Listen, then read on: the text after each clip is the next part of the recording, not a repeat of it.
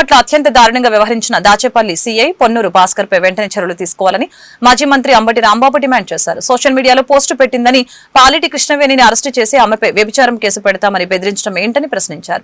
Social media కేసులో arrest అయి గుంటూరు జిల్లా జైల్లో రిమాండ్లో ఉన్న పాలిటి కృష్ణవేణిని ములాఖత్ ద్వారా పరామర్శించిన వైఎస్ఆర్సీపీ నేతలు Ambati Rambabu, Dontireddy Vemareddy, party legal cell ప్రతినిధులు. అనంతరం అంబటి మీడియాతో మాట్లాడారు. సోషల్ మీడియాలో పోస్టు పెట్టిందని పాలిటి కృష్ణవేణిని అరెస్టు చేసి పోలీసులు దాచేపల్లి పోలీస్ స్టేషన్ కి తీసుకువెళ్లారు.